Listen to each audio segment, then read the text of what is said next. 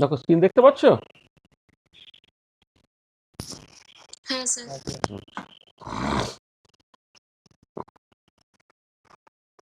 আচ্ছা আচ্ছা, আগের দিন আমরা ওয়েবপার্টিকের ডুয়েলিটি এবং হাইসেনবার্গ আনসার্টেনটি প্রিন্সিপাল এই দুটো জিনিস নিয়ে আলোচনা করেছিলাম। বলো ওই জায়গায় কারো কিছু অসুবিধা থাকলে বলে না। আমাদের এবারে সিলেবাসটাতে ফোকাস করতে হবে। ওয়েবপার্টিকের ডুয়েলিটি এবং হাইসেনবার্গ আনসার্টেনটি প্রিন্সিপাল সেটা তোমাদের সিলেবাসের মধ্যে ছিল, সেটা আমরা আলোচনা করেছি। এবার সিলেবাসের পরের পার্টটা নিয়ে আমরা আস্তে আস্তে এগোবো। আমরা ওই একটু লেখা পিপিটি ছিল সেখান থেকে বলার চেষ্টা করছিলাম, তাতে নীলাজ যেমন বলছিল যে তাতে ফলো করতে একটু অসুবিধে হচ্ছে, সেই জন্য আমরা এখন লিখে লিখেই ব্যাপারটাকে করার চেষ্টা করছি। একটু স্লো হয়ে যাবে কিন্তু আন্ডারস্ট্যান্ডিংটা অনেক বেটার হবে। আচ্ছা, আজকে আমাদের যেটা আলোচনা হবে, মানে আগের দিনের কিছু ডাউটস আছে কিছু বলে না, পার্টিকুলারলি ফার্স্ট ইয়াররা বলো যে আগের দিনের ক্লাসে কিছু ডাউটস আছে কিনা। রিতেশ, কিছু অসুবিধা আছে?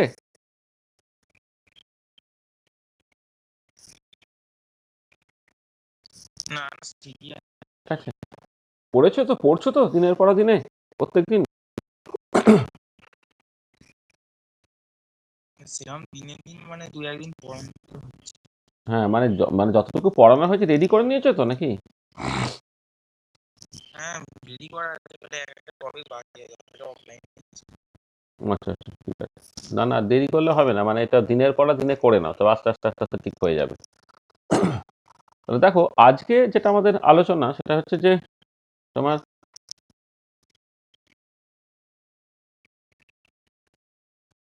জেনেসিস অফ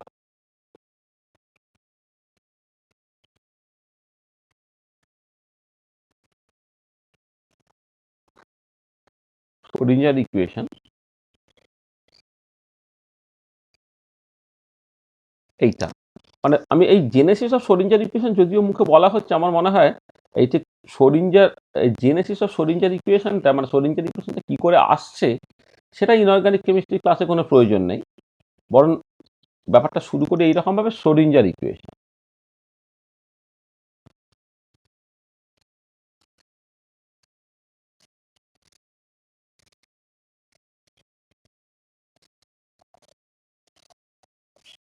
একবারে স্ক্রোডিঞ্জার ইকুয়েশন দিয়ে স্টার্ট করা যায়।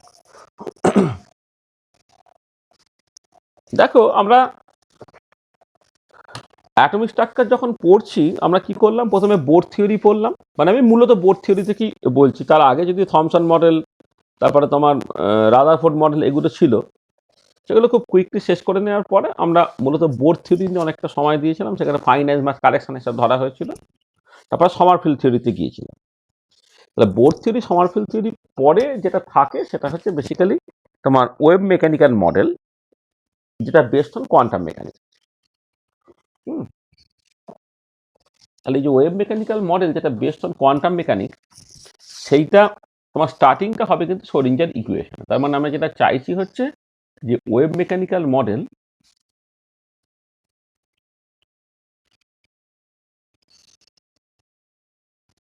Model of hydrogen atom or hydrogen like one electron ions, এইটা। আচ্ছা, এইটা হচ্ছে মূলত based on quantum mechanics.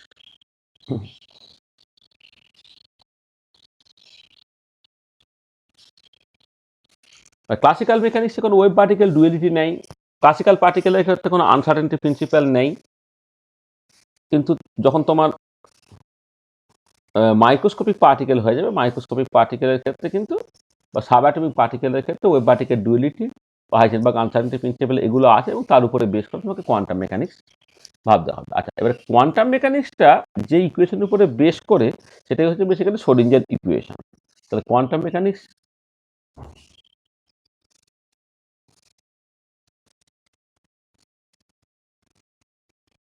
Mechanics starts from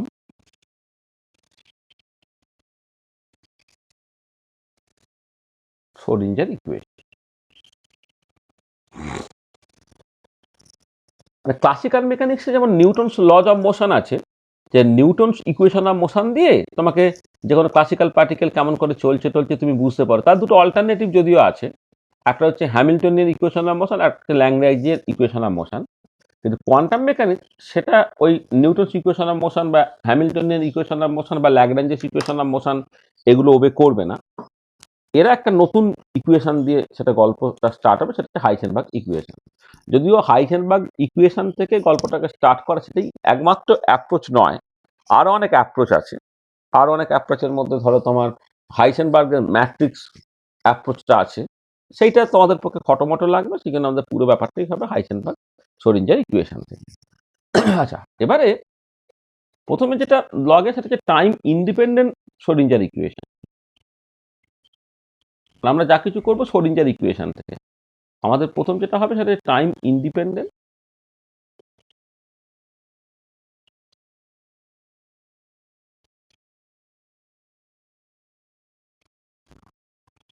Schrodinger equation.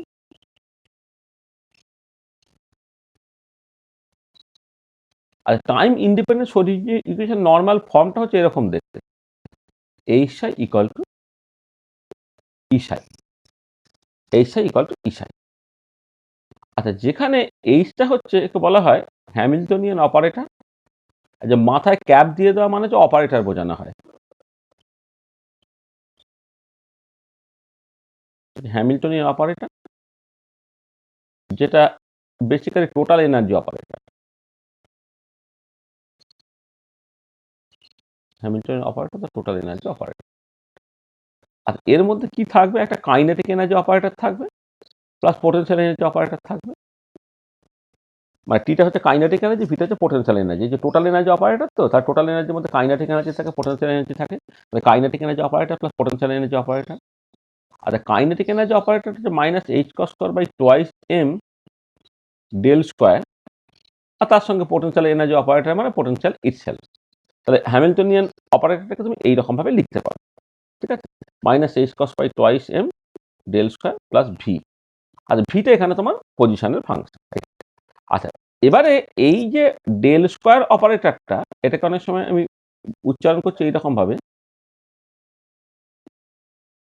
Del square operator,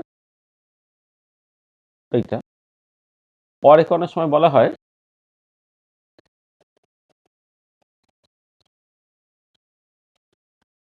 ল্যাবলিশিয়ান operator. এটা আচ্ছা, ল্যাবলিশিয়ান অপারেটর যেটা যেটা হচ্ছে কি তোমার, যদি তুমি ইন থ্রি ডাইমেনশনাল কার্টিজিয়ান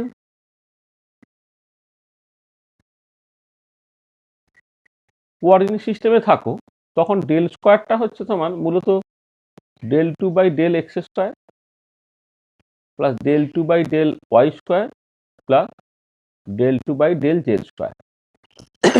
তা থ্রি ডাইমেনশনাল কার্টিজিয়ান কোঅর্ডিনেট সিস্টেমে ডেল স্কোয়ার অপারেটরটা হচ্ছে তোমার এইটা, del two by del x square plus del two by del Y square plus del two by del Z square. তাহলে দেন টাইম ইন্ডিপেন্ডেন্ট শ্রোডিঞ্জার ইকুয়েশনটা কেমন দাঁড়াবে, minus H cross square by twice M del two by del x square plus del two by del Y square plus del two by del Z square. এইটা হলো plus potential এনার্জিটা X Y Z এর function হলো V of X Y Z, third ব্র্যাকেটের মধ্যে psi X Y Z equal to E psi X Y Z. এইটা তো এটা হচ্ছে টাইম ইন্ডিপেন্ডেন্ট শ্রোডিঞ্জার ইকুয়েশন, কিসে না in three dimensional Cartesian coordinate system. এটা আচ্ছা, এবার এটাই যদি in two dimension কার্টিজিয়ান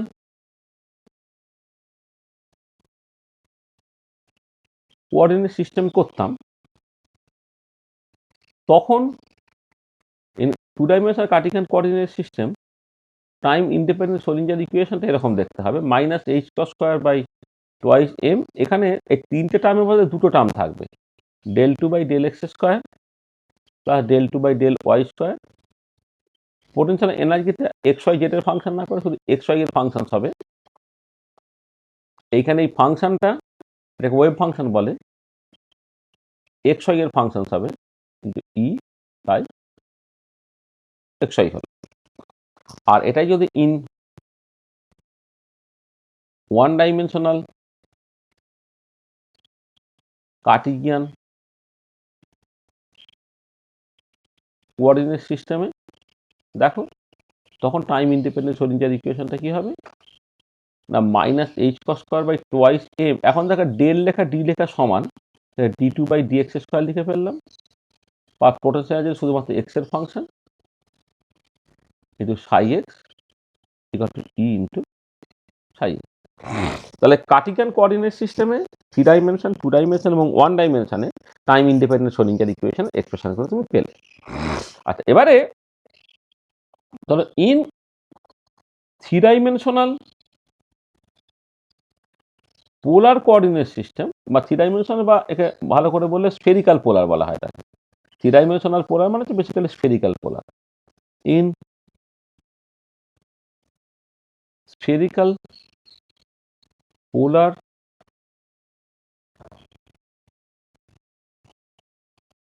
coordinate system, এই যে ডেল স্কোয়ার অপারেটরটা সেটা হয় কত, 1/r²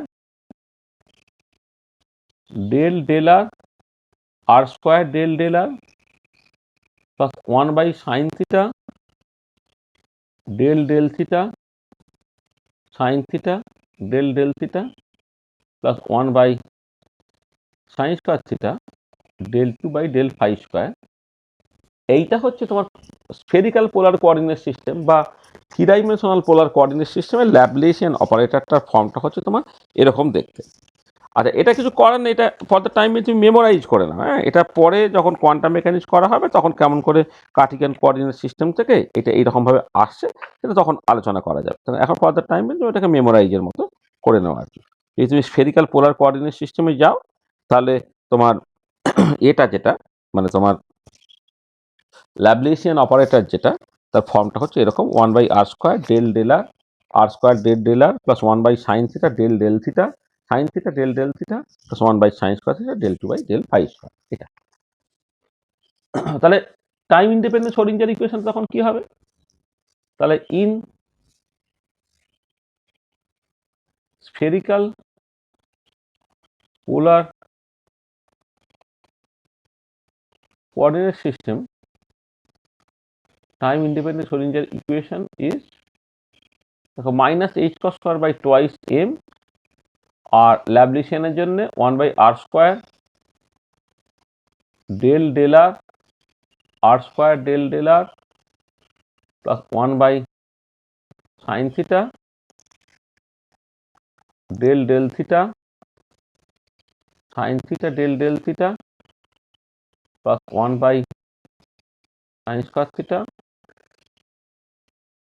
ডেল 2/ডেল ফাই স্কোয়ার। এইটা হলো এটা কাইনেটিক এনার্জি অপারেটর পার্টটা, প্লাস পোটেনশিয়াল এনার্জিটা হচ্ছে আর থিটা ফাই এর ফাংশন পোলার কোঅর্ডিনেট সিস্টেমে, ওটা আর থিটা ফাই এর function into psi R theta phi equal to E into psi R theta phi. এটা এটা হলো spherical polar coordinate system time independent Schrodinger ইকুয়েশনটা তোমার এই।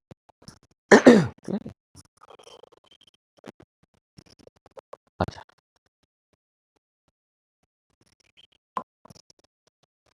আসলে স্ফেরিক্যাল পোলার কোঅর্ডিনেট সিস্টেমের ব্যাপারটা একটুখানি কমপ্লিকেটেড দেখতে, কিন্তু উপায় নেই। আমরা যখন হাইড্রোজেন অ্যাটম প্রবলেম সলভ করবো না তখন কিন্তু স্ফেরিক্যাল পোলার কোঅর্ডিনেট সিস্টেমে আমাকে পুরো জিনিসটাকে করতে হবে। ঠিক আছে, তাহলে দেখো, তাহলে একদম শর্ট হ্যান্ড নোটেশন আবার সিম্বলিক্যালি তুমি এটাকে এইচ সাই ইকাল টু ইসাই হিসেবে লিখবে, কিন্তু এক্সপ্রেশনলি যদি ফেঁদে লেখো কার্টেসিয়ান কোঅর্ডিনেট সিস্টেমে 3 dimension 2 dimension 1 dimension time independent Schrodinger ইকুয়েশনগুলো পেলে, আর স্ফেরিক্যাল পোলার কোঅর্ডিনেট সিস্টেমে যদি 3 ডাইমেনশনে তুমি থাকো তাহলে তুমি শ্রোডিঞ্জার ইকুয়েশনটা এরকম দেখতে পেলে। এটা আচ্ছা, আমি হাইড্রোজেন অ্যাটমে আসবো। হাইড্রোজেন অ্যাটমে আসার আগে আমাদের এই এই যে মানে তুমি যেভাবে আর কি মানে এমনিতে ধরো এইখানেই যদি বলি টাইম ইন্ডিপেন্ডেন্ট শ্রোডিঞ্জার এই যে সাইটা পেয়েছো, এই সাই সম্বন্ধে কিছু কথাবার্তা এবারে বলতে হবে। একটা কথা হচ্ছে কি সাম comments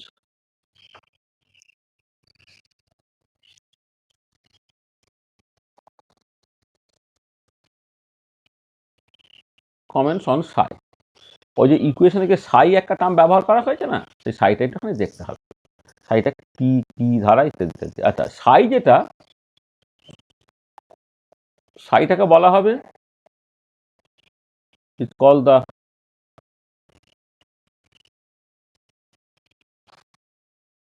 wave function. Psi is call the wave function, or অনেক সময় বলা হয় স্টেট ফাংশন। সাইটাকে বলা হয় wave function or state function. আচ্ছা, এবারে সাইটা হচ্ছে ইজ ইন জেনারেল কমপ্লেক্স। এটা রিয়েল নাম্বার হবে এর কোনো বাধ্যবাধকতা দেয়, এটা ইন জেনারেল কমপ্লেক্স। সাইটা কিন্তু ইন জেনারেল কমপ্লেক্স এটা। আচ্ছা, এবারে এই যে সাইয়ের যে মানে মূল যে ফিজিক্যাল ইন্টারপ্রিটেশন, সেটা হচ্ছে এই যে সাই যদি কমপ্লেক্স হয় তাহলে, আচ্ছা একটা জিনিস বলি, সাইটা হচ্ছে ইন জেনারেল কমপ্লেক্স। কমপ্লেক্স বলে it cannot represent a physical quantity, কারণ যে কোনো ফিজিক্যাল কোয়ান্টিটি তার বাস্তব অস্তিত্ব আছে এবং সেগুলো সবসময় রিয়েল হয়। তাহলে সাই একা কিন্তু কোনো একটা ফিজিক্যাল কোয়ান্টিটিকে রিপ্রেজেন্ট করতে পারবে না। এবার সাই স্টার সাই মানে ফাংশন, সাই যদি কমপ্লেক্স হয় তার কমপ্লেক্স কোয়ান্টিটি যদি গুণ করলো সেটা সাই স্টার সাই হলো, সেটাকে সাই মডিউলাস স্কোয়ার এইরকমভাবে লিখতে হয়। আচ্ছা, প্রথম কথা, এইটা গ্রেটার ইকুয়াল টু 0, এটা কখনই নেগেটিভ হতে পারে না, এবং this is real, this is real and hence can represent a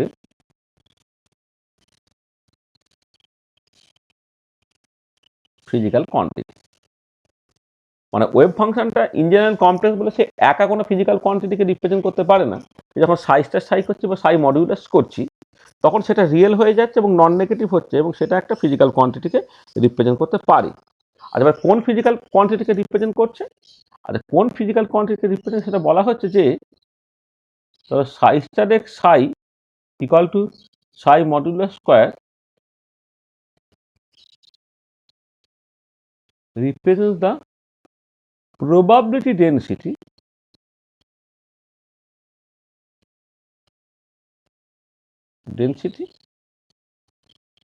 at a point. একটা পার্টিকুলার পয়েন্টে প্রবাবিলিটি ডেন্সিটি রিপ্রেজেন্ট করছে এইটা। বা বলতে পারো, অর তুমি এইভাবে ভাবতে পারো, ধরো যদি এরকম করো, ধরো সাই স্টার এক্স, যদি ওয়ান ডাইমেনশনে বলি সাই স্টার এক্স সাই এক্স ডিএক্স, এইটা হচ্ছে কি রিপ্রেজেন্ট করছে, represents the probability of finding the particle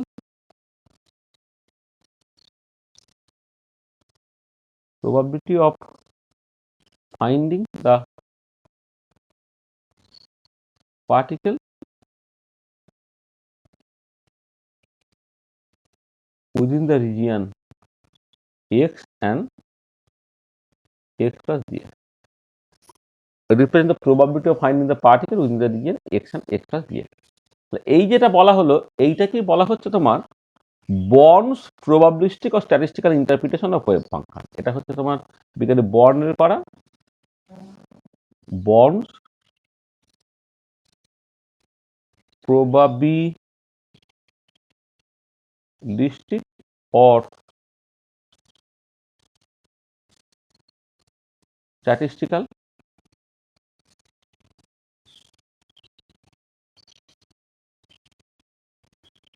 interpretation of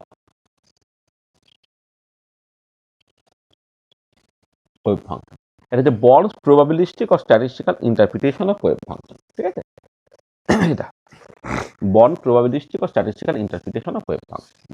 তাহলে এইটা কিন্তু ভীষণ ভীষণ ইম্পর্টেন্ট। এইটাই তোমাকে physical significance of wave function দিচ্ছে, যে ওয়েভ ফাংশন ইটসেলফ কমপ্লেক্স বলে এটা কোনো ফিজিক্যাল কোয়ান্টিটির সঙ্গে অ্যাসোসিয়েট তুমি করতে পারছো না, কিন্তু যখন তুমি সাইজটা সাই করে দিলে বা সাই মডুলাস করে দিলে তখন এটা রিয়েল হয়ে যাচ্ছে, নন নেগেটিভ হচ্ছে, এবং এটা একটা ফিজিক্যাল কোয়ান্টিটি রিপ্রেজেন্ট করছে, এবং সেটাই হচ্ছে তোমার প্রবাবিলিটি ডেন্সিটি। তো সেটাই হচ্ছে সাই star Sai represent the probability density বা psi star X psi S দিয়ে represent the probability of finding the particle within the region X plus D X. এইটা this is very very important, তোমাকে মাথায় রাখতে হবে। এইটা একটা ইম্পর্টেন্ট পয়েন্ট হলো, এটা একটা ইম্পর্টেন্ট পয়েন্ট হলো। আচ্ছা, নেক্সট যেটা সেটা হচ্ছে যে এই যে কোনো ফাংশনকে তুমি কিন্তু কোয়ান্টাম মেকানিক্যালি অ্যাকসেপ্ট করতে পারবে না। মানে যে কোনো ফাংশন তুমি একটা স্টেট রিপ্রেজেন্ট করলো বা একটা ভ্যালিড ওয়েভ ফাংশন হলো, সেটা কিন্তু হতে পারবে না। যেটা হচ্ছে যে acceptability criteria of wave function,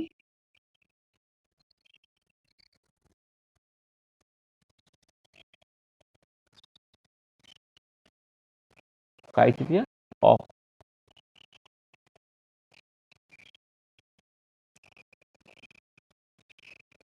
acceptability criteria of wave function। আর acceptability criteria of wave functionটা কি? দেখো, এবারে বললাম না যে কোন একটা পার্টিকুলার ফাংশন, যে কোনো ফাংশন যে এটা মানে তুমি ওই স্টেট ফাংশন হিসেবে বা ওয়েভ ফাংশন হিসেবে ব্যবহার করতে পারবে সেরকম নয়। স্টেট ফাংশন বা ওয়েভ ফাংশন হিসেবে ভ্যালিড হতে গেলে তাকে কতগুলো প্রপার্টি হোল্ড করতে হয়। কি সেই প্রপার্টিগুলো? সেটা হচ্ছে এরকম যে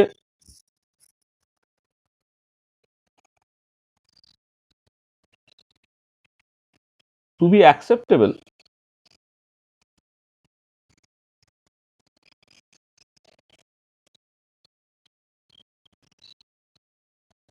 following criteria has to be satisfied। ঠিক আছে, সেটা বলছে within the given interval, given domain, with the given domain বা গিভেন ইন্টারভাল যাই বলো, with the given domain psi must be, এক নম্বর ফাইনাইট হতে হবে, 2 নম্বর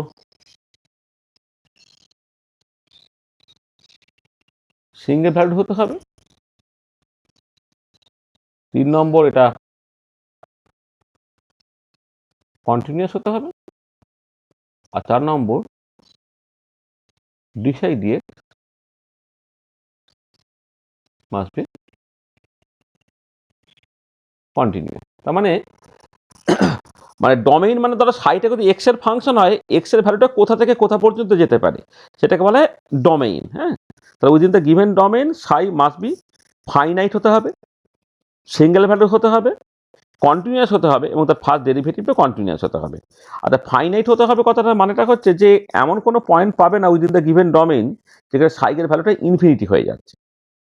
সিঙ্গেল ভ্যালুড মানে হচ্ছে ওই একই রকম ব্যাপার যে উইদিন দ্য গিভেন ডোমেইন তুমি কোনো একটা পার্টিকুলার কোনো পয়েন্ট পাবে না যেখানে সাইগের একাধিক ভ্যালু আছে। সাইগের সবসময় একটা পার্টিকুলার, সাই যদি এক্স এর ফাংশন হয় তাহলে একটা পার্টিকুলার এক্সে কিন্তু সাইয়ের একটাই ভ্যালু থাকতে হবে।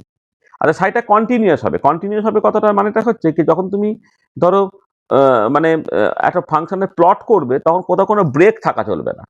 কন্টিনিউয়াস মানে একদম কোথাও কোনো ব্রেক থাকা চলবে না, নিরবিচ্ছিন্ন এটা, এবং তার ফার্স্ট ডেরিভেটিভটা তোমার কন্টিনিউয়াস হতে হবে। তাহলে এই 4টে ক্রাইটেরিয়া যদি স্যাটিসফাইড হয় তবেই কোনো একটা ফাংশন কোয়ান্টাম মেকানিক্যাল অ্যাকসেপ্টেবল হবে, আদারওয়াইজ নয়। ঠিক আছে, এবারে ধরো যদি একটা পার্টিকুলার ফাংশন বলে দেয়, তোমাকে দেখতে হবে যে এই 4টে ক্রাইটেরিয়া স্যাটিসফাইড হচ্ছে কি হচ্ছে না। 4টে ক্রাইটেরিয়া স্যাটিসফাইড হলে তাহলে সেটা কোয়ান্টাম মেকানিক্যাল অ্যাকসেপ্টেবল, যদি কোনো স্যাটিসফাইড না হয় তাহলে সেটা কোয়ান্টাম মেকানিক্যাল অ্যাকসেপ্টেবল নয়। আচ্ছা, নেক্সট একটা ইম্পর্টেন্ট পয়েন্ট, সেটাকে বলা হয়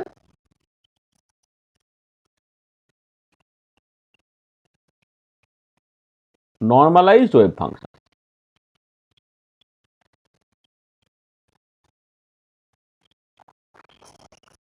আচ্ছা দেখো, আমরা অলরেডি বলেছি যে তোমার সাই স্টার সাই বা সাই modulus square probability density represent করে। এবার প্রবাবিলিটি টার্মস এর টোটাল প্রবাবিলিটি 1 হয়। যদি টোটাল প্রবাবিলিটি 1 হয় তাহলে সেটাকে বলা হবে নর্মালাইজড ওয়েভ ফাংশন। তোমার এটা দাঁড়াচ্ছে যে a quantum mechanical acceptable function, মানে যে আগের 4টে ক্রাইটেরিয়া স্যাটিসফাই করেছে আর কি, a quantum mechanically acceptable function,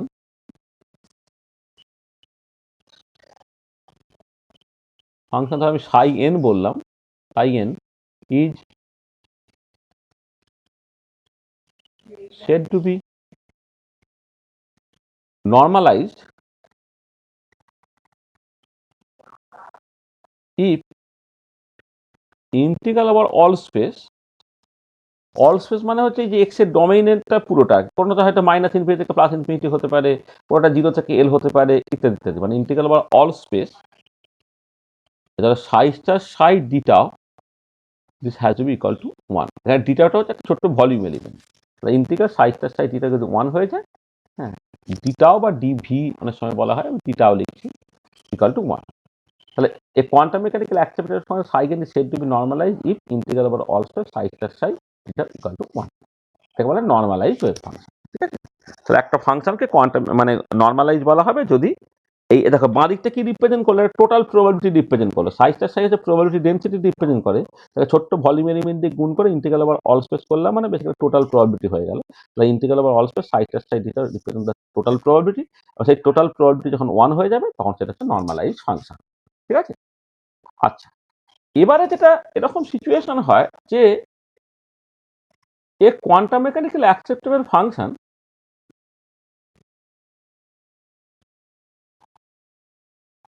quantum mechanically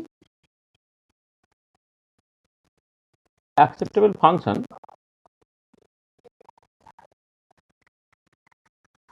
need not be normalized। আর কোয়ান্টাম মেকানিক্যাল অ্যাকসেপ্টেবল ফাংশনকে নর্মালাইজ হতে হবে, এর কোনো বাধ্যবাধকতা নেই।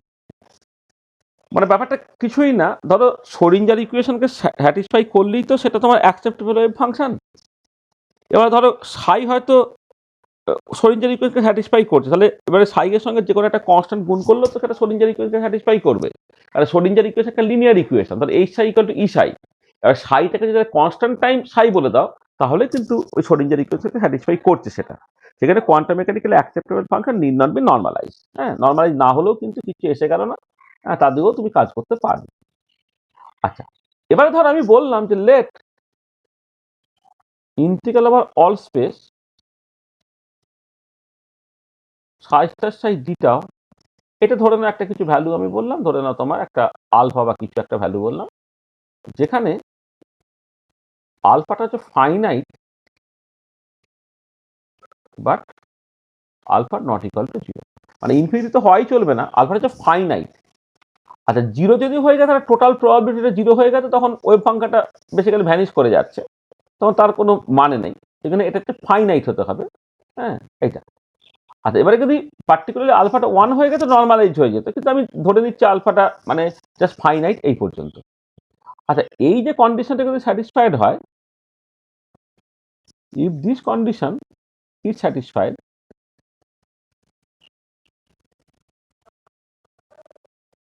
এই কন্ডিশনটা কিন্তু স্যাটিসফাইড যে ইন্টিগ্রাল ওভার অল স্পেস সাইটা সাইড ডিটা আলফা হয়ে যাচ্ছে, if this condition is satisfied then we say that psi is square integrable। তো সাইটাকে স্কোয়ার ইন্টিগ্রেবল বলা হবে, and psi must be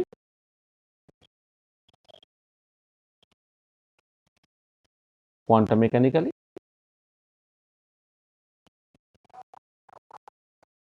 acceptable। দেখো এটা কিন্তু 1 নয়, আলফা।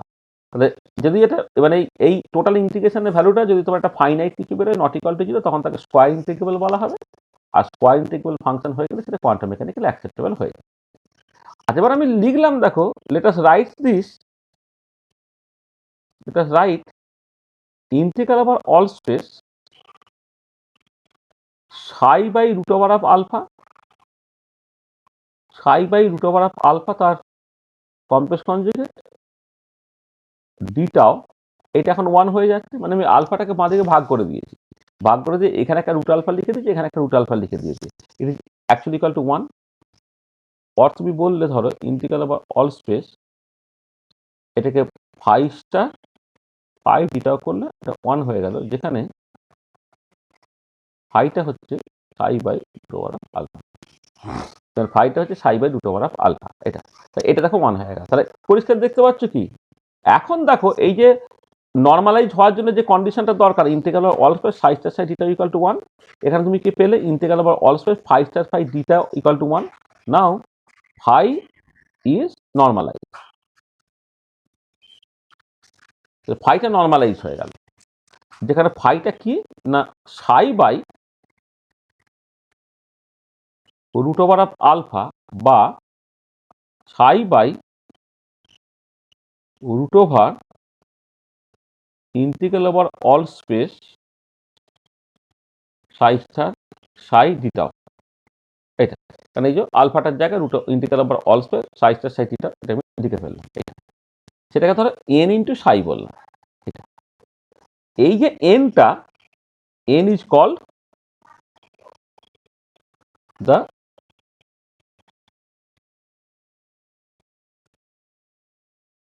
নর্মালাইজেশন কনস্ট্যান্ট, এই এনটাকে বলা হচ্ছে নর্মালাইজেশন কনস্ট্যান্ট। মানে একটা ফাংশন ধরো কোয়ান্টাম মেকানিক্যালি অ্যাকসেপ্টেবল কিন্তু নর্মালাইজ নয়, কি করলে এই যে সাইটে যেমন বললাম সাইটে কোয়ান্টাম মেকানিক্যাল অ্যাকসেপ্টেবল বা নর্মালাইজ নয়, সাইকের সঙ্গে একটা এন গুণ করে দিয়ে তাকে তুমি নর্মালাইজ করে নিচ্ছ, তাই এই এই এই যে এই এনটাকে বলে নর্মালাইজেশন কনস্ট্যান্ট। তার মানে ক্লিয়ারলি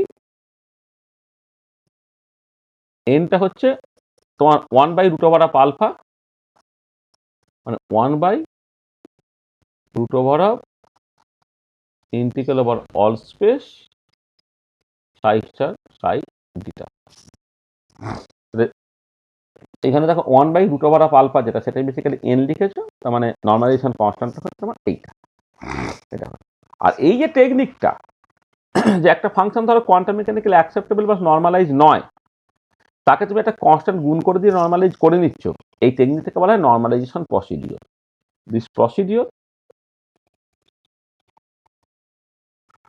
ইজ কল্ড দ্য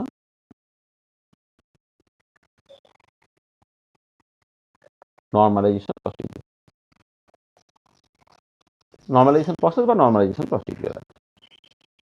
তো দেখো তাহলে নর্মালাইজড ওয়েভ ফাংশন বলতে কি তুমি বুঝলে, একটা ফাংশন কোয়ান্টাম মেকানিক্যালি অ্যাকসেপ্টেবল হলো কিন্তু নর্মালাইজ হলো না, বা একটা ফাংশন স্কোয়ার ইন্টিগ্রেবল হলো কিন্তু নর্মালাইজ হলো না, তাকে তুমি নর্মালাইজ করে নিতে পারছো একটা কনস্ট্যান্ট দিয়ে গুণ করে, যে কনস্ট্যান্টটা গুণ করছে সেটা হচ্ছে নর্মালাইজেশন কনস্ট্যান্ট, আর এই যে প্রসেসটা হলো সেটা হচ্ছে নর্মালাইজেশন প্রসেস। ঠিক আছে, আচ্ছা আচ্ছা, নেক্সট যেটা সেটা হচ্ছে তোমার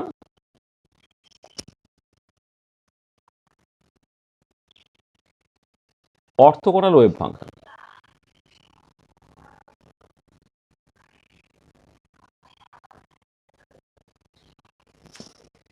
আচ্ছা, যতটুকু বলেছি কারো কিছু অসুবিধা হয়েছে সেটা একটু বলে নাও তো আগে, যা বলেছি কারো কিছু প্রবলেম হয়েছে এখন অব্দি যা বলা হয়েছে?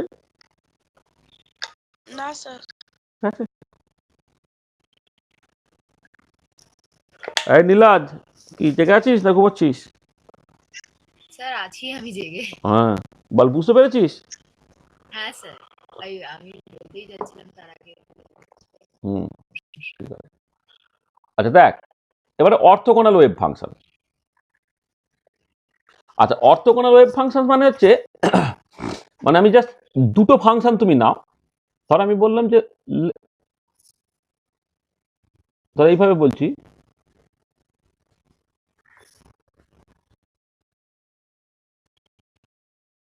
আচ্ছা, two linearly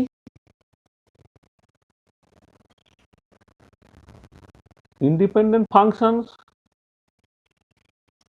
psi m and psi n, দুটো আলাদা ফাংশনস, আর said to be orthogonal if integral over all space psi m star psi n d tau equal to 0। তো দুটো লিনিয়ারলি ইন্ডিপেন্ডেন্ট ফাংশনস তুমি নিয়েছো, একটা হচ্ছে psi m একটা psi n, তাদেরকে অর্থোগোনাল বলা হবে যদি integral over all space psi m star psi n d tauটা তোমার 0 হয়। ঠিক আছে, তো আগেরটা হচ্ছে একই ফাংশন নিয়েছিল নর্মালাইজেশন দেখানোর জন্য, এখন দুটো আলাদা ফাংশন নিতে হচ্ছে, একটা মানে সাই স্টারের সঙ্গে সাই গুণ করে ইন্টিগ্রাল আবার অল স্পেস করে দিচ্ছে, সেটা কিন্তু 0 হয়ে যায়, তাহলে সেটা হচ্ছে তোমার orthogonal set of wave function তোমায় দিচ্ছে। তাহলে যে কোনো দুটো ফাংশন তারা অর্থোগোনাল হবে যদি তোমার এই কন্ডিশনটা স্যাটিসফাইড হয়। আচ্ছা, আর একটা হচ্ছে তোমার অর্থ normal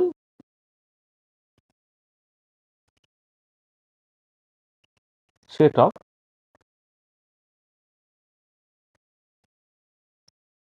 wave function, orthonormal set of wave function. আচ্ছা, মানে ধরো একটা অনেকগুলো ফাংশনস আছে, অনেকগুলো ফাংশনে প্রত্যেকটা নর্মালাইজড এবং একে অপরের সাথে যদি অর্থগোনাল হয় তখন তাকে বলা হবে তার একটা অর্থ নর্মাল সেট তৈরি করছে। আমি বললাম যে ধরো এইভাবে বলছি, এ set of wave function,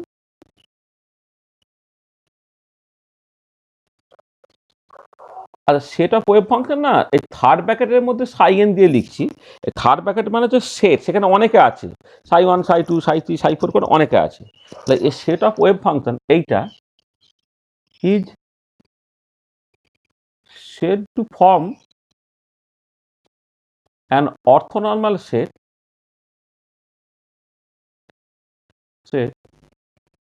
if integral over all space psi I star psi j beta equal to তোমার ডেল্টা আই জে। আচ্ছা, এই ডেল্টা আই জেটাকে বলা হয় ক্রনেকার ডেল্টা, এটা ক্রনেকার ডেল্টা। আচ্ছা, ডেল্টা আই জের ভ্যালুটা হচ্ছে 1 হবে যখন আই ইকুয়াল টু জে, আর ক্রনেকার ডেল্টা ভ্যালুটা 0 হবে যখন আইটা নট ইকুয়াল টু জে। আইটা ইকুয়াল টু জে হলে ক্রনেকার ডেল্টা ভ্যালু 1, আইটা নট ইকুয়াল টু জে হলে ক্রনেকার ভ্যালু ডেল্টা ভ্যালু হচ্ছে 0।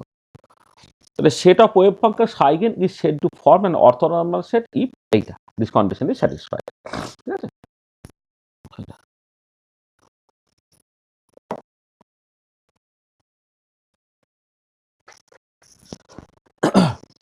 আচ্ছা, তাহলে দেখো নর্মালাইজেশন বুঝলে, অর্থোগোনাল বুঝলে, অর্থোনর্মাল বুঝলে, দেখো খেয়াল করে দেখো যখন আই ইকুয়াল টু জে বলছি তার মানে এটাও যে ফাংশন এটাও সেই ফাংশন, তো তখন সেটা 1 হয়ে যাবে, সেটা হচ্ছে নর্মালাইজেশন ক্রাইটেরিয়া।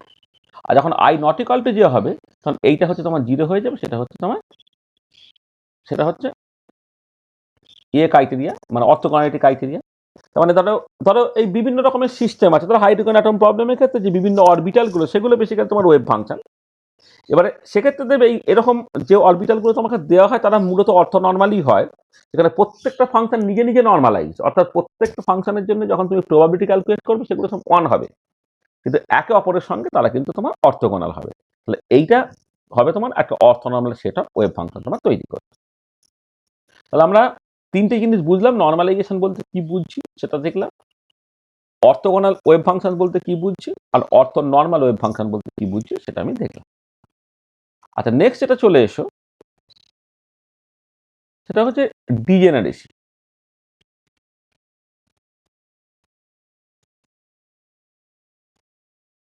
ডিজেনারেশন নিয়ে কথাবার্তা বলা। আচ্ছা, আমি এনার্জি টার্মসে ডিজেনারেশন নিয়ে প্রথমে বলছি।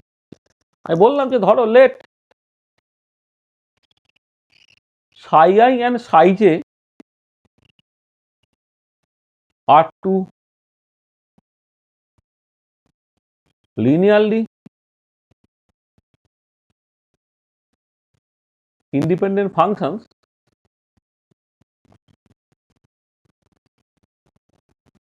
having energy EI and EJ respectively. The psi and psi j are two linearly independent functions having energy EI and EJ respectively. তার মানে বললাম দ্যাট ইজ এইচটা সাই আই এর উপরে কাজ করে ইআই সাই আই দিল, এইচটা সাই জে এর উপরে কাজ করে ইজে সাই জে দিল। আচ্ছা, বলছি psi and psi J are two linearly independent function having energy E i and E j respectively, মানে এইটা হলো। আচ্ছা, একটা জিনিস দেখো আমি এখানে বারবার ব্যবহার করছি লিনিয়ারলি ইন্ডিপেন্ডেন্ট। এই লিনিয়ারলি ইন্ডিপেন্ডেন্ট কথাটা যা সিম্পলি মানে হচ্ছে যে একটা ফাংশনের সঙ্গে আরেকটা ফাংশনের মধ্যে ফান্ডামেন্টাল ডিফারেন্স আছে, মানে কোন একটা ফাংশনের সঙ্গে কোন একটা কনস্ট্যান্ট গুণ করেই তুমি অন্য ফাংশনটা পেয়ে যাবে না। তাহলে সাইন এক্স cos x তারা লিনিয়ারলি ইন্ডিপেন্ডেন্ট, কারণ sin x এর সঙ্গে তুমি কনস্ট্যান্ট গুণ করে cos x বা cos x এর সঙ্গে তুমি কনস্ট্যান্ট গুণ করে sin x পাবে না। কিন্তু ধরো x আর বা sin x আর 5 ইন্টু sin x তারা কিন্তু লিনিয়ারলি ডিপেন্ডেন্ট, কারণ তুমি sin x এর সঙ্গে 5 গুণ করে তুমি সেটা পেয়ে যেতে পারছো। তাহলে লিনিয়ারলি ইন্ডিপেন্ডেন্ট ফাংশন মানে হচ্ছে তোমার ওই একটা ফাংশনের সঙ্গে একটা কনস্ট্যান্ট গুণ করে তুমি পরের ফাংশনটা পেতে পারবে না, এইটা। তো সেরকম দুটো function Sai I R Sai J নিয়েছি। এই সাই I equal two EI Sai I হলো, এই সাই J equal to ইজে Sai J হলো, যেখানে ইআই আর ইজে হচ্ছে এনার্জিগুলো। মানে যদি এমন হয় যে if Sai I not equal to psi J, already সেটা বলা আছে, বাট ইআই ইকুয়াল টু ইজে, মানে ওয়েভ ফাংশনগুলো আলাদা কিন্তু এনার্জিটা একই। If Sai I not equal to psi J but EI equal to ইজে, then we say that psi I and psi j are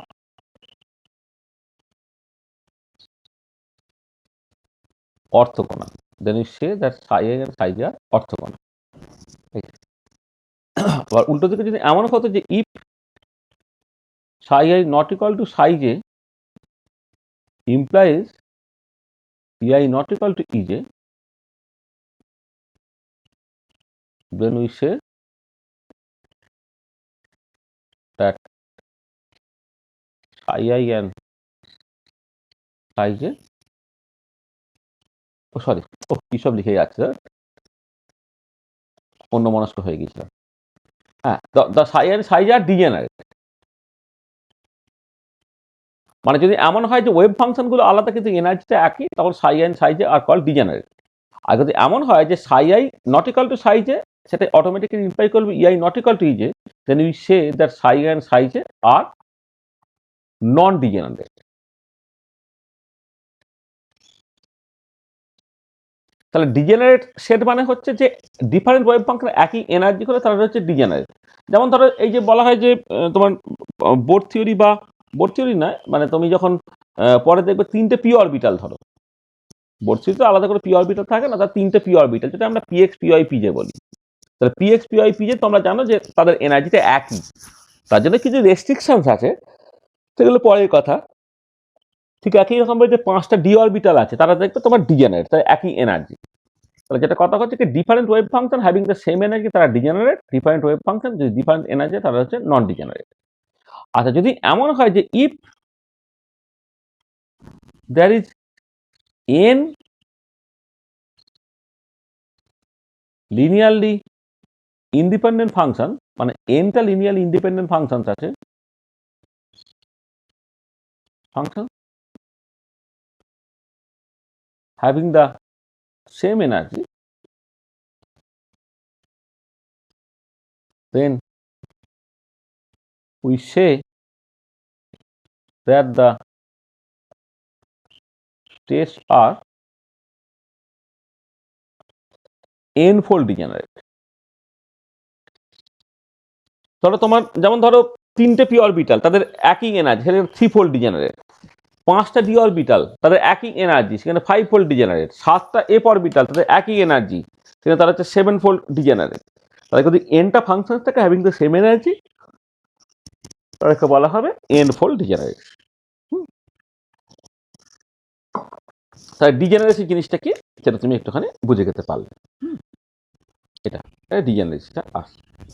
আচ্ছা, এবারে দেখো এখানে যেহেতু লিনিয়ারলি ডিপেন্ডেন্ট লিনিয়ারলি ইন্ডিপেন্ডেন্ট কথাটা আমি বলেই গেলাম, তাহলে লিনিয়ারলি ডিপেন্ডেন্ট লিনিয়ারলি ইন্ডিপেন্ডেন্ট নিয়ে জাস্ট একটু কথাবার্তা বলে নেওয়া যাক। লিনিয়ারলি ডিপেন্ডেন্ট বলতে আমি কি বুঝি, লিনিয়ারলি ইন্ডিপেন্ডেন্ট বলতে আমি কি বুঝি।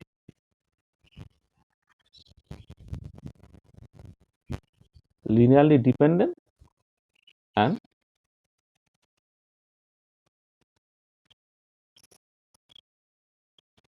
ইন্ডিপেন্ডেন্ট।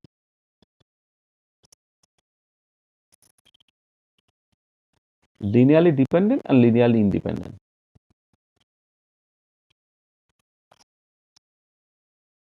দেখো লিনিয়ারলি ডিপেন্ডেন্ট লিনিয়ারলি ইন্ডিপেন্ডেন্ট ব্যাপারটা কিরকম, ধর আমি এরকম বললাম যে late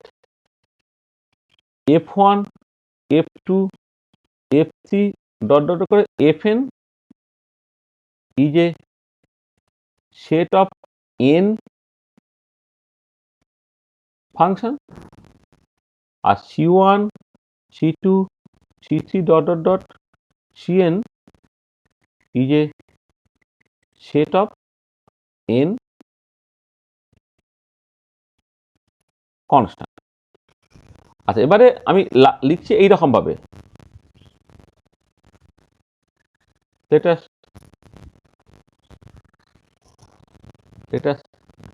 take the linear combination, let us take the linear combination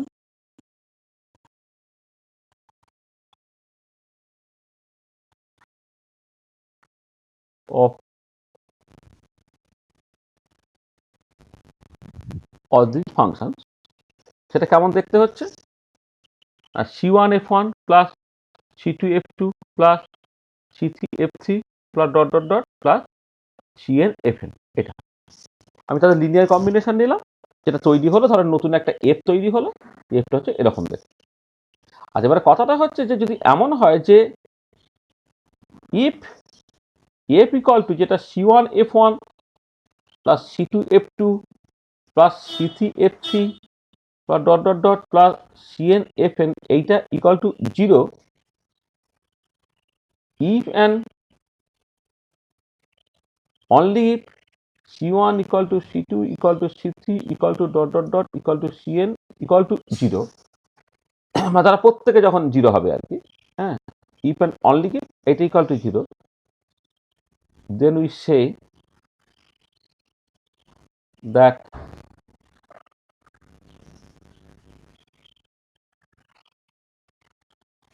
then we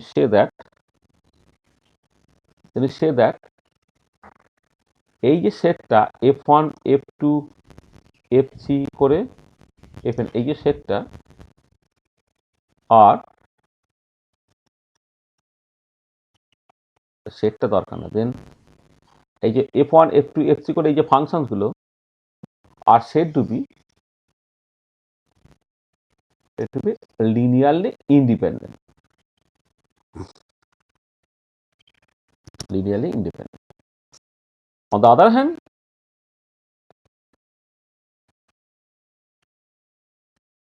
if f equal to C1 F1 plus C2 F2 plus C3 F3 plus dot dot dot plus Cn Fn, এটা equal to 0, but all the coefficients are not 0 at a time, then we say, আচ্ছা, then we say তো তাহলে আর set ডুবি লেখা কথাটা উচিত না, দেন এটা আর কি, মানে দেনটা দিয়ে তাহলে এইটুকু করে দিলেই হয়ে যাবে তোমার। ঠিক একই রকমভাবে এখানেও তাই, আমি সেট ডুবি তো পরে লিখি, তাহলে উই শেয়ার বলবো না, তাহলে দেন F1 F2 F3 dot dot dot dot Fn আর সেট ডুবি linearly dependent, সেট ডুবি linearly dependent। দেখো, লিনিয়ারলি ডিপেন্ডেন্ট আর লিনিয়ারলি ইন্ডিপেন্ডেন্ট ব্যাপারটা একটুখানি দেখে নেওয়ার দরকার পড়ে। মানে ব্যাপারটা দেখো, তুমি ধরো আমি বললাম যে দুটো ফাংশন, না ধরো আমি বললাম যে দুটো ফাংশন নিচ্ছ, একটা এফ আর জি ধরো,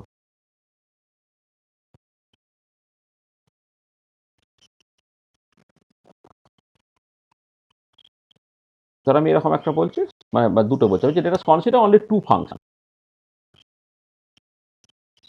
consider only two functions f1 and f2, মানে ওখানে যেমন তোমার nটা ফাংশন আছে, তুমি তুমি তোমার দুটো ফাংশন নিয়ে। আচ্ছা, এবারে বললে কি c1 f1 plus c2 f2 equal to 0, এই যে লিনিয়ার কম্বিনেশনটা নিচ্ছি, তাহলে we take the linear combination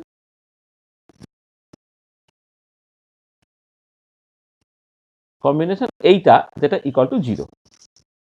যেমন করেছেন এখানে লিনিয়ার কম্বিনেশন মানে যে কম্বিনেশন তো বুঝতে পারছো। এবার এখানে যে ফাংশনগুলো নেওয়া হয় যে ফাংশনের পাওয়ারগুলো সব 1 আছে, সেই জন্য একটা লিনিয়ার কম্বিনেশন নিলাম।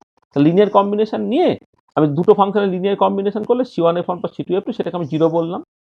আচ্ছা, এখান থেকে F2টাকে লিখে ফেলতে পারছো কি করে দেখো, -C1/C2 ইন্টু F1 এইরকমভাবে লিখে ফেলতে পারছো।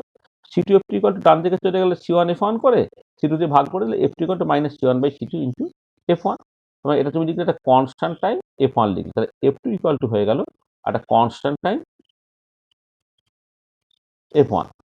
আচ্ছা, যেখানে এই যে কনস্ট্যান্ট মানে যেখানে সিটা হচ্ছে তোমার -C1/C2, -C1/C2 C লিখে, তার মানে কি হলো দেখো, যে যদি তোমার এই পার্টিকুলার কেসে C1F1 + C2F2 0, কিন্তু তুমি কি করছো না যে C1 C2 দুজনকেই তুমি 0 নিচ্ছ না। C1 C2 দুজনকে যদি 0 নিয়ে নাও তাহলে তো অটোমেটিক্যালি স্যাটিসফাইড এটা হবেই। আর C1 C2 কে যদি তুমি 0 না নাও তাহলে তুমি কি করতে পারছো, মানে আমি বললাম যে late C1 and C2 are not 0, C1 C2 0 নয়, তাহলে কি হবে, তাহলে লিনিয়ারলি ডিপেন্ডেন্ট। C1 C2 0 নয় মানে হচ্ছে তোমার বেসিক্যালি লিনিয়ারলি ডিপেন্ডেন্ট। তখন কি লিখতে পারছো, তাকে একটা ফাংশনকে অন্য একটা ফাংশনের সাথে গুণ করে তুমি লিখতে পারছো। তার মানে যদি দুটো ফাংশনের গল্প হয় তখন কিন্তু তোমার একটা ফাংশনকে আরেকটা ফাংশন দিয়ে, একটা ফাংশনের সঙ্গে একটা কনস্ট্যান্ট গুণ করে তুমি অন্য ফাংশনটা পেয়ে যেতে পারছো। মানে এই জন্য এখান থেকে clearly F1 and F2 are linearly dependent. এখানে F1 and F2 হচ্ছে তোমার লিনিয়ারলি ডিপেন্ডেন্ট হচ্ছে। তাহলে লিনিয়ারলি ডিপেন্ডেন্ট যদি দুটো ফাংশনের কথা হয়, সেটা হচ্ছে যে একটা ফাংশনের সঙ্গে একটা কনস্ট্যান্ট গুণ করে যদি পরের ফাংশনটা পেয়ে যাও, তারা হয়ে যাবে তোমার লিনিয়ারলি ডিপেন্ডেন্ট। ঠিক আছে, এটা দেখো তাহলে কি করলাম আমরা। তাহলে আমরা এখন পর্যন্ত যেটা করলাম যে শ্রোডিঞ্জার ইকুয়েশনটাকে লিখেছি ঠিকঠাক করে, যেখানে যে টার্মগুলোকে ব্যবহার করা হয়েছে তার মানে টানে বলে দেওয়া হয়েছে। এবার ওয়েভ ফাংশন সম্বন্ধে যে কতগুলো কমেন্ট করা, সেটা হচ্ছে wave function in general complex বলে, সেটা ডিরেক্টলি কোনো ফিজিক্যাল কোয়ান্টিটিকে রিপ্রেজেন্ট করতে পারছে না, কিন্তু সাই স্টার সাই বা psi modulus square probability density represent করছে, যেটা হচ্ছে Born's probabilistic interpretation of wave function. আচ্ছা, অ্যাকসেপ্টেবিলিটি ক্রাইটেরিয়া ওয়েভ ফাংশন নিয়ে তুমি কথাবার্তা বলেছো। নর্মালাইজড ওয়েভ ফাংশন এবং নর্মালাইজেশন প্রসেস বলতে কি বুঝছি সেটা তুমি দেখেছো। এই যে এখানে একটুখানি অন্য কালি দিয়ে আন্ডারলাইন করে দিই, এই যে নর্মালাইজেশন কনস্ট্যান্ট স্কোয়ার ইন্টিগ্রেবল, এই টার্মগুলো একটুখানি জেনে রাখবে, এগুলো কোয়ান্টাম মেকানিক্স যখন পড়া হবে তখন আরো ভালো করে তুমি বুঝতে পারবে। নর্মালাইজেশন প্রসিডিওর, সেগুলো তুমি দেখেছো। আর অর্থোগোনাল ওয়েভ ফাংশন বলতে কি বুঝছো, orthogonal set of wave function বলতে তুমি কি বুঝছো, ডিজেনারেসিকে লিনিয়ারলি ডিপেন্ডেন্ট আর লিনিয়ারলি ইন্ডিপেন্ডেন্ট বলতে তুমি কি বুঝছো। তাহলে এইটুকু জিনিস আমরা আলোচনা করেছি। দেখো যতটুকু বলেছি তাতে কারো কিছু অসুবিধা আছে কিনা বলো।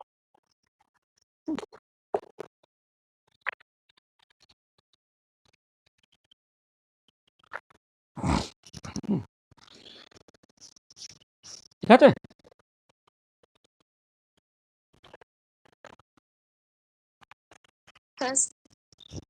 আচ্ছা আচ্ছা, একটা ধরো প্রবলেমের কথা বলি, একটা কোশ্চেন বললাম, what is the unit of wave function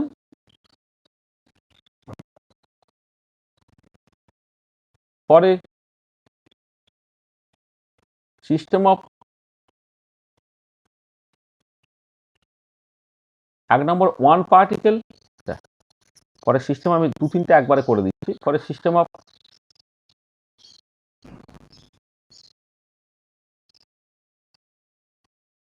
one particle in one dimension. দু নম্বর হচ্ছে one particle in three dimension. তিন নম্বর হচ্ছে N particle in three dimension. তাহলে কি করছি না, আমি ওয়েভ ফাংশনের ইউনিট নিয়ে কথাবার্তা বলছি। তো ওয়েভ ফাংশনের ইউনিট কি হবে, for a system of one particle in one dimension, one particle in three dimension, আর n particle in three dimension. আচ্ছা, এর উত্তরগুলো তুমি কেমন করে করবে খেয়াল করো। দেখো তুমি এইটুকু জানো যে সাই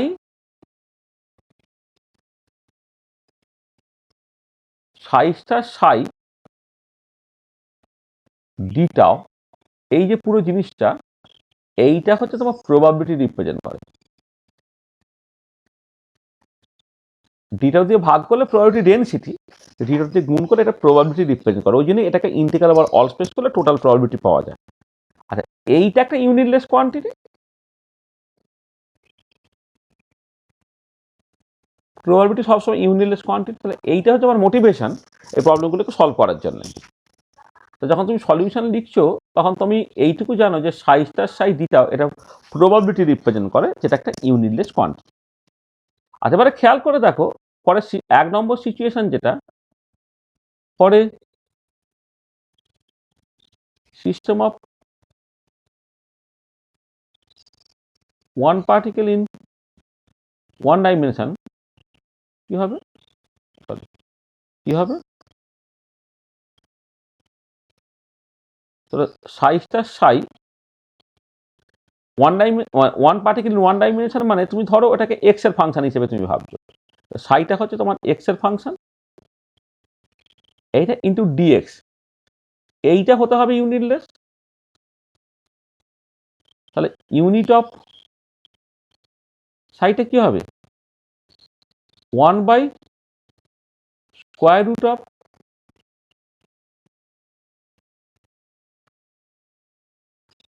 unit of position x, x বা ডিএক্স যাই বলো, তাহলে তুমি সাই মডিউলাস স্কোয়ার ডিএক্স এটা ইউনিটলেস যদি হয়, ডিএক্সটা ডান দিকে চলে গেল, তাহলে 1/dx হলো।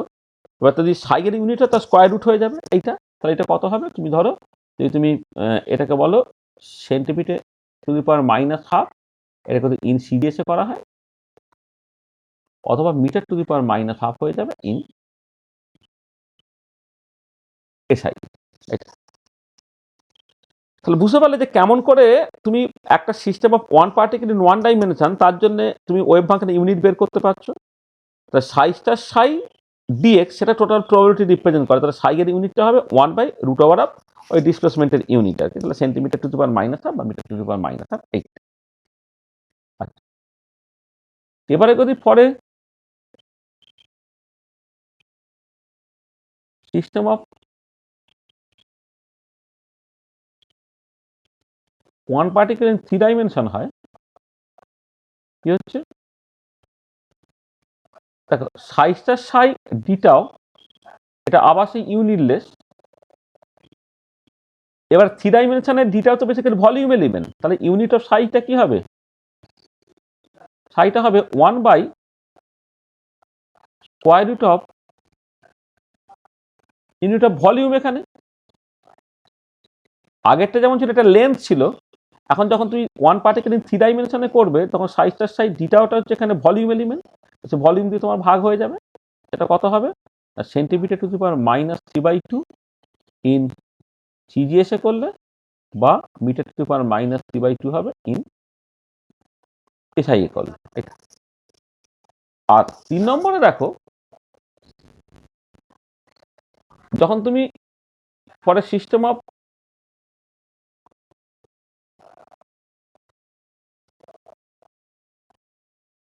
n পার্টিকেল ইন 3 ডাইমেনশন যখন হবে, তখন দেখো যখন ভলিউম এলিমেন্টটা তুমি লিখবে সাই স্টার সাই, এটা ডিভি1 ডিভি2 করে তোমাকে ডিভিএন পর্যন্ত করতে হবে, সেইটা হবে ইউনিটলেস, আর এখানে প্রত্যেকটা পার্টিকেলের জন্য একটা করে ভলিউম এলিমেন্ট থাকবে এইটা। তাহলে যেটা হচ্ছে ইউনিট অফ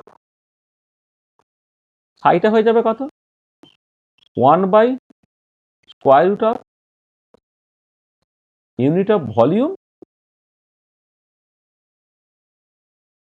তার পাওয়ার এন, কারণ এটা একটা ভলিউম এটা একটা ভলিউম, তাহলে এনটা ভলিউম এলিমেন্ট থাকবে, তাহলে 1/ভলিউম এলিমেন্ট তার পাওয়ার হচ্ছে এন, তার স্কোয়ার রুট হবে এটা।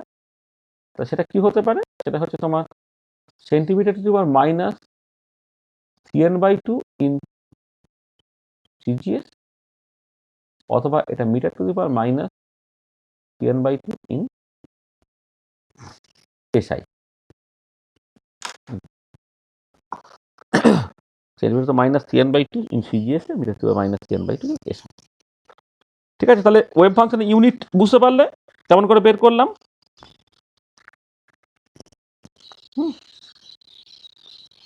ঠিক আছে তো?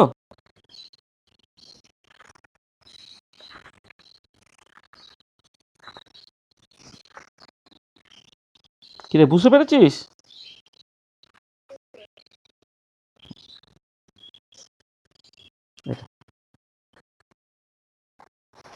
আচ্ছা ধরো এবার আমি বললাম এখন একটা problem,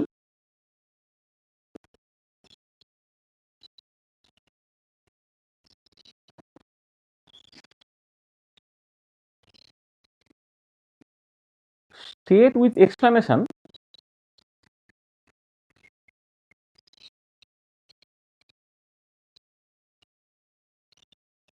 whether the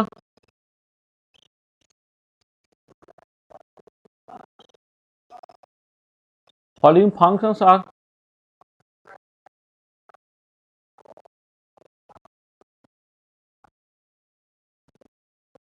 quantum mechanically acceptable or not। তাহলে আমি দুটো তিনটে এক্সাম্পল বলছি, ধরে নাও সাই এক্স ইকাল টু তোমার সাইন এক্স একটা, এ সাইন এক্স এরকম বলতে পারো, আর 2 নম্বর ধরে নাও সাই এক্স ইকাল টু মানে বি ট্যান এক্স একটা। তাহলে আমি দুটোর জন্য আমি বললাম যে এটা কোয়ান্টামিক্যালি অ্যাকসেপ্টেবল কি অ্যাকসেপ্টেবল নয়, তোমাকে জাস্ট বলতে বলা। আর একটা বলে দিচ্ছি 3 নম্বর ধরো তুমি সাই এক্স ইকাল টু ধরে নাও C into sine inverse X এরকম বলো। মানে এ বি সি হচ্ছে কনস্ট্যান্ট, মানে এখানে এ বি সি আর কনস্ট্যান্ট। আচ্ছা দেখো প্রথম যে কেসটা যেখানে সাই এক্সটা হচ্ছে তোমার এ সাইন এক্স, এটা। আর এখানে এটা বলে নেওয়া উচিত ছিল যেখানে তোমার ডোমেইনগুলো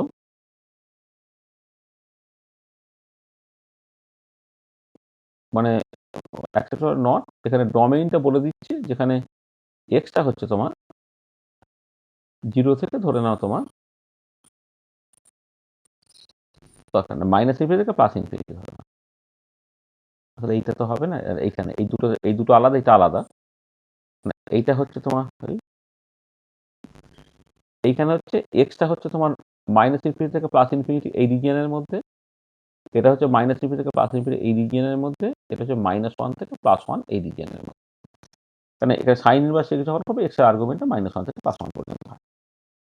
আগে দেখো তাহলে এবারে সাই এক্স ইকুয়াল টু যখন এ সাইন এক্স তুমি বলছো, তো তার জন্য কিন্তু তুমি একটা ছবি আঁকতে পারো। ছবিটা কেমন দেখতে হয় আমি জাস্ট রাফলি একটা ছবি এঁকে তোমায় দেখাচ্ছি, ছবিটা কেমন দেখতে হয়। দেখো সাইন এক্স এর ভ্যালু +1 থেকে -1 এর মধ্যে থাকে, তো এখানে এটা গুণ আছে মানে ওটা প্লাস এ থেকে মাইনাস এ এর মধ্যে থাকবে। তাহলে প্লাস এ এটা যদি হয় এটা হচ্ছে তোমার মাইনাস এ, এখানে প্লট করছো তুমি সাই এক্সকে, এটা কতগুলো ভ্যালু আমি বলে দিলাম 1 2 3 4 5 6 7 8, এটা এদিকে হচ্ছে তোমার 1 2 3 4 5 6 7 8, ঠিক আছে। ধরো এইটা তোমার π/2, এটা পাই, এটা 3π/2, এটা 2π, এটা 5π/2, এটা 3π, এটা 7π/2, এটা 4π, এরকম ভাবে যাচ্ছে। সিমিলারলি বাঁ দিকে মাইনাস। তাহলে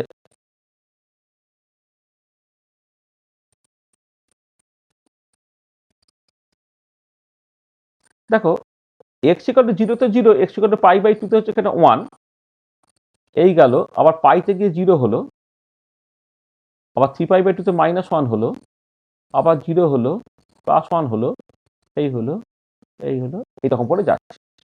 আর সিমিলারলি এদিকে যখন তুমি করবে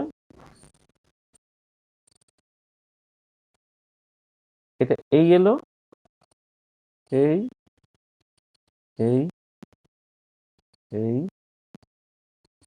এই। আচ্ছা এই ছবি থেকে পরিষ্কার দেখো দেখতে পাওয়া যাচ্ছে যেটা যে উইদিন দ্য গিভেন ডোমেইন ফাংশনটা প্রথম কথা ফাইনাইট, না কোথাও ভালো তার ইনফিনিটি হয়ে যাচ্ছে, এটা প্লাস এর থেকে মাইনাসের মধ্যে থাকছে, এটা সিঙ্গেল ভ্যালু।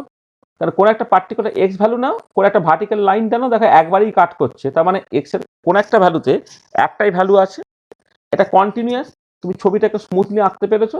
আর ফার্স্ট ডেরিভেটিভও কন্টিনিউয়াস, কারণ সাই এক্স এর ডেরিভেটিভ হলে কস এক্স হয়, কস এক্স এর উপর একটা সুন্দর ছবি তুমি পাচ্ছ। তার মানে from the plot is clear that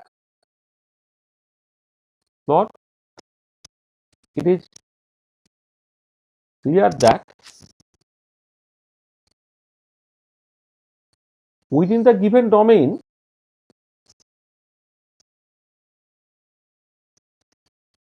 psi x is finite, single valued, continuous, which is continuous,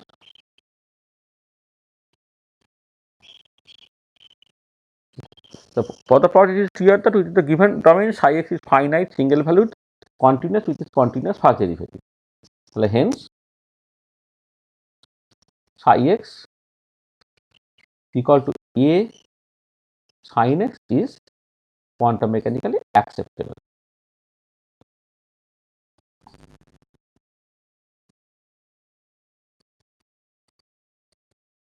তাই এখন যদি ছবি আঁকতে পারো তাহলে ছবি থেকে পরিষ্কার দেখতে পাচ্ছ যে চারটে ক্রাইটেরিয়া স্যাটিসফাইড হচ্ছে, সেখানে এটা কোয়ান্টাম মেকানিক্যালি অ্যাকসেপ্টেবল হয়ে গেল।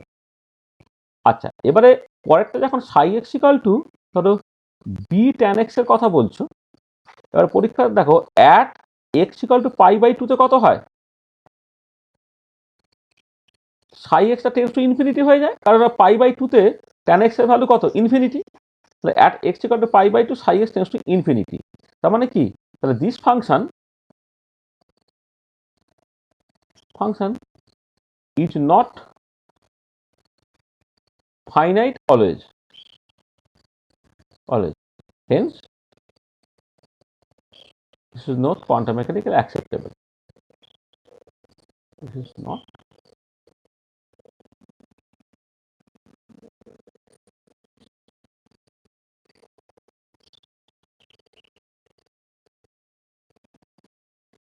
This is not quantum mechanically acceptable.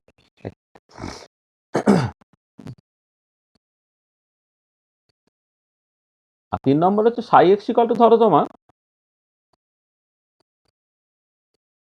C sign inverse x. আচ্ছা, খেয়াল করে দেখো যে যদি তুমি ধরো এক্স এর ভ্যালুটা ধরো তুমি নিলে 0 নিলে, তখন সাইন এক্স এর ভ্যালু কত হয়? Sign inverse x, sign inverse x এর ভ্যালু তখন কত? 0 হতে পারে, প্লাস মাইনাস পাই হতে পারে, প্লাস মাইনাস 2 পাই হতে পারে, ইত্যাদি ইত্যাদি। তার মানে পরিষ্কার বুঝতে পারছি এটা একটা মাল্টি ভ্যালুড ফাংশন, যে এক্স এর একটা ভ্যালু তো সাইন ইনভার্স একাধিক ভ্যালু আছে। তো দিস ইজ এ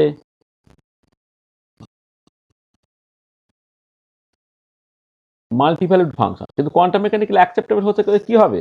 ওই ফাংশনগুলোকে অবশ্যই তোমার সিঙ্গেল ভ্যালুড হতে হবে।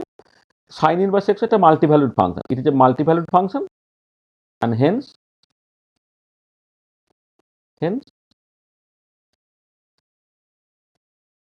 psi x equal to c sin inverse x is not quantum mechanically acceptable.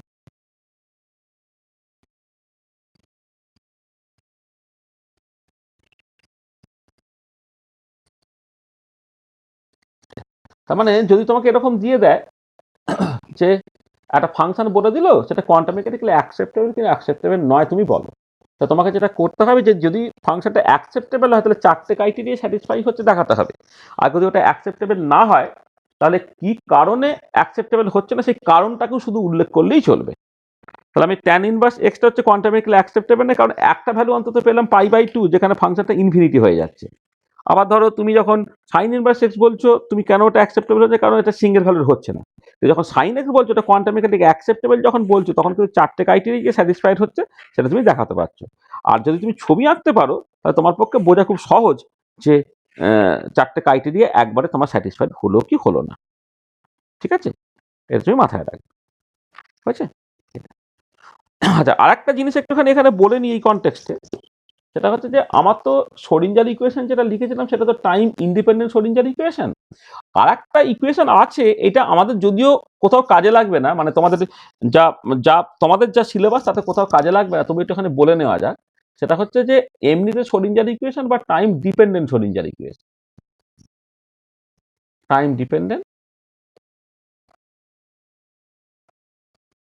Dependent Schrodinger equation.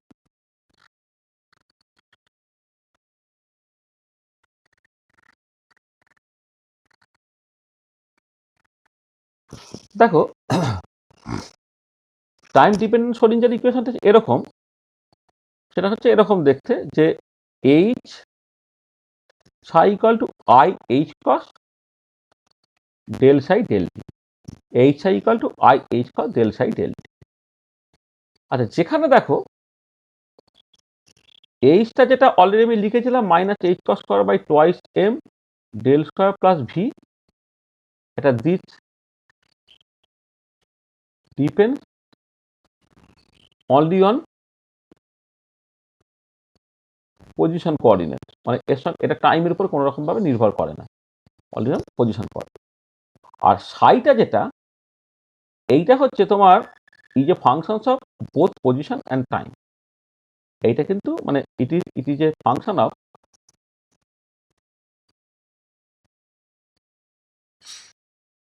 Both position আর অ্যান্ড টাইম টি।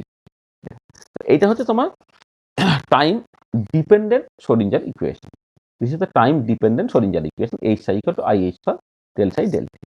এরই একটা স্পেশাল কেস হচ্ছে তোমার টাইম ইন্ডিপেন্ডেন্ট শ্রোডিঞ্জার ইকুয়েশনটা। সেখানে যদি ওভারঅল শ্রোডিঞ্জার ইকুয়েশন বলে, তাহলে তোমাদের কনটেক্সট তো সবসময় টাইম ইন্ডিপেন্ডেন্ট শ্রোডিঞ্জার ইকুয়েশনটাই লিখবে, কারণ তোমাদের টাইম ইন্ডিপেন্ডেন্ট শ্রোডিঞ্জার ইকুয়েশনের বাইরে কিছু নাই। কিন্তু পরে যখন তুমি দেখবে যে তাহলে কি টাইম ডিপেন্ডেন্ট শ্রোডিঞ্জার ইকুয়েশন বলে কিছু আছে, তার উত্তর হচ্ছে হ্যাঁ, টাইম ডিপেন্ডেন্ট শ্রোডিঞ্জার ইকুয়েশন আছে, সেটা এরকম দেখতে। হ্যাঁ, যেখানে সাইটা হচ্ছে পজিশন এবং টাইম দুজনেরই ফাংশন। টাইম ইন্ডিপেন্ডেন্ট শ্রোডিঞ্জার ইকুয়েশনে ওয়েভ ফাংশনটা শুধুমাত্র তোমার এর ফাংশন ছিল, মানে শুধুমাত্র কি বলে শুধুমাত্র পজিশনের ফাংশন ছিল এটা। আচ্ছা, এবারে ধরো যদি এমন হয় যে ইফ ধরো সাই এন একটা ফাংশন, তুমি এটাকে লিখলে এরকম ভাবে, মানে সাইটা যেটা তোমার ধরো এক সেকেন্ড, একটা সাই যেটা হচ্ছে আর এবং টি এর ফাংশন, সেটাকে তুমি লিখলে ফাই এন যেটা শুধুমাত্র আর এর function into E to the power, ধরো মানে আসলে মানে ব্যাপারটা হচ্ছে যে একটা ইম্পর্টেন্ট কনসেপ্ট আছে যাকে বলে স্টেশনারি স্টেট, সেটা হয়তো বুঝতে একটু অসুবিধা হবে, কিন্তু আমি কমপ্লিটনেসের জন্য একটু হয়তো তোমাদের বলে দিতে চাইছি।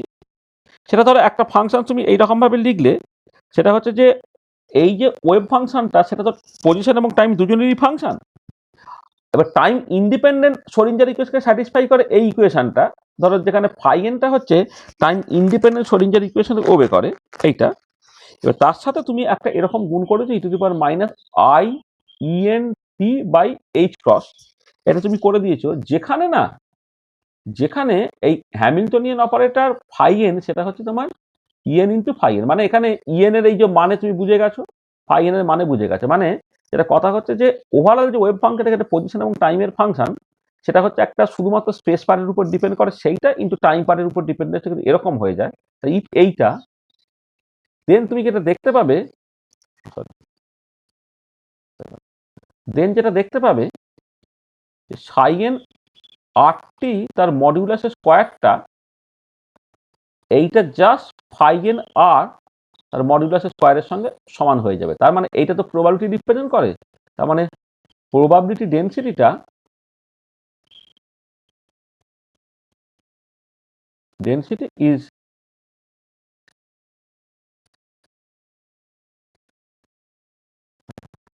probability density is independent of time. Probability density is independent of time. The probability density is independent of time. ঠিক আছে?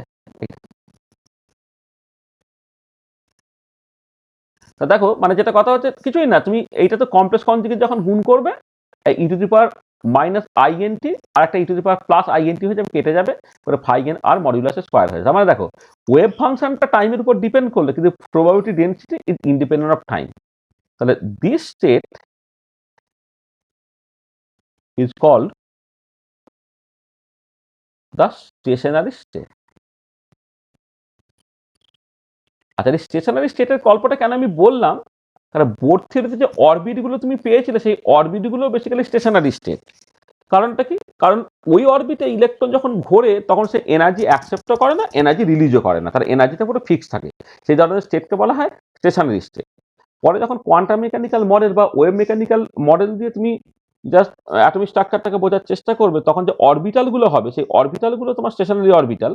কারণ ওই অরবিটালগুলো একটা ওয়েভ ফাংশন দিয়ে রিপ্রেজেন্টেড হবে এবং সেই ওয়েভ ফাংশনগুলো তোমার বেসিক্যালি স্টেশনারি স্টেট রিপ্রেজেন্ট করে। অর্থাৎ ওই স্টেটে যখন কোনো একটা পার্টিকেল থাকবে তখন সে এনার্জি নেবেও না বা দেবে না। এবং সেটা হচ্ছে এই যে প্রবাবিলিটি ডেন্সিটিটা যে টাইমের উপর ডিপেন্ড করছে না, সেটা থেকে এটা পরিষ্কার। তাহলে ওয়েভ ফাংশন টাইমের উপর ডিপেন্ড করলো বটে, কিন্তু ওয়েভ ফাংশনের টাইম ডিপেন্ডেন্সটা এমন যাতে করে হচ্ছে প্রবাবিলিটি ডেন্সিটিটা টাইমের উপর নির্ভর করছে না। কারণ এই যে স্টেটটা এখানে বলা হয়েছে, এই স্টেটটা বেসিক্যালি তোমার স্টেশনারি স্টেট। তাহলে এইটা একটুখানি ইনফরমেশন হিসেবে মনে রাখতে পারে। তাহলে এই হচ্ছে আজকে যে জিনিসটা আমাদের অ্যাকচুয়ালি বলার কথা ছিল, মানে শ্রোডিঞ্জার ইকুয়েশন, সেখান থেকে ওয়েভ ফাংশন, সেখান থেকে নর্মালাইজেশন, অর্থোগোনালিটি, অর্থোনর্মালিটি, ডিজেনারেসি, এইগুলো তার সঙ্গে টাইম ডিপেন্ডেন্ট শ্রোডিঞ্জার ইকুয়েশন খুঁজে টাচ করে গেলাম আমি, লিনিয়ারলি ডিপেন্ডেন্ট, লিনিয়ারলি ইন্ডিপেন্ডেন্ট একটুখানি টাচ করে গেলাম। দেখো তাহলে যা বলেছি, কারো কিছু অসুবিধা আছে এটা?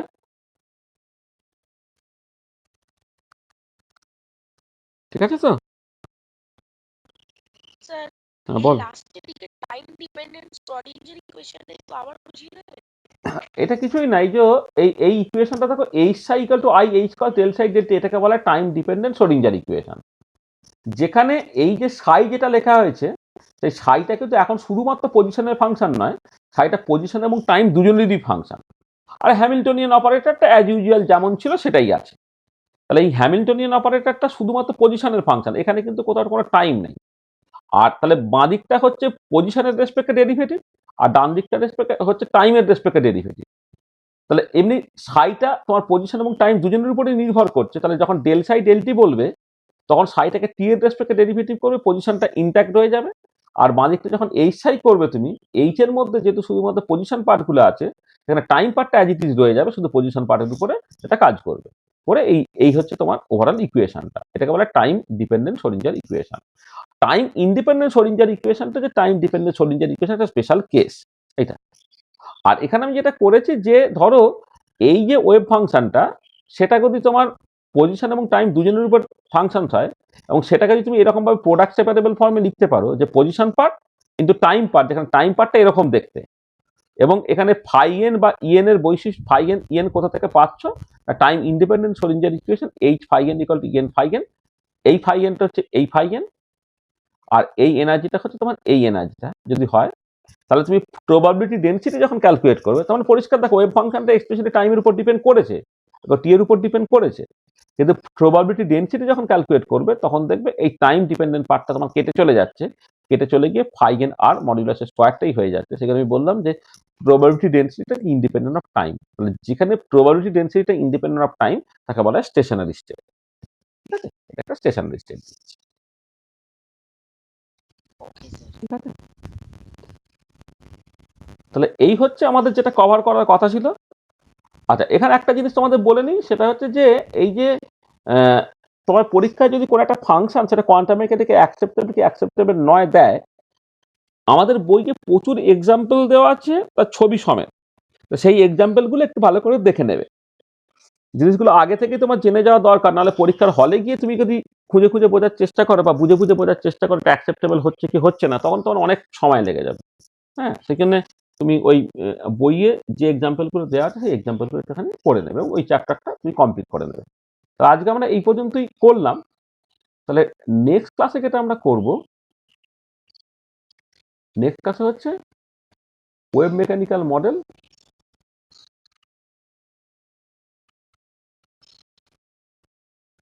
Model for hydrogen atom or hydrogen like 1 electron আয়ন্স।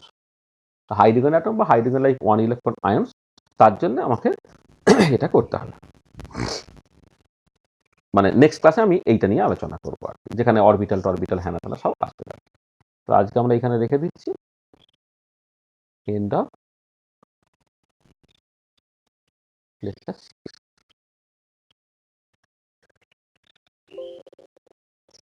দেখো কারো যদি কিছু বলার থাকে বলে নাও।